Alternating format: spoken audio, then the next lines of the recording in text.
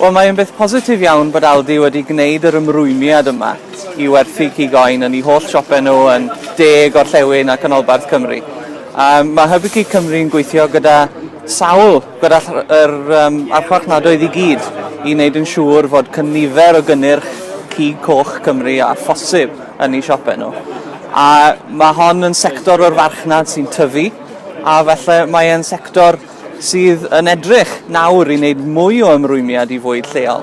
Felly mae fe'n newyddion gwych i ffermwyr yng Nghymru i fod cwmni fel Aldi wedi gwneud yr ymrwymiad yma i cynnyrch o safon fel cigoen Cymru. A mae e wedi brandio'n Gymreig gyda'r label PGI, so mae hwn yn ymrwymiad pwysig. Mae yna farchnad gartre, mae'r galw yn tyfu am gigoen o Gymru.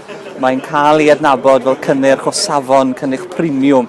Felly mae hynny rwy'n credu yn talu ar ei ganrif. Mae fe'n hollol bwysig bod ni'n cael cigoen mewn gymaint o farchnadoedd a phosib. A mae datganiad mae da Aldi heddiw ni'n pwysig iawn. Draws 29 o siopau yn De Cymru.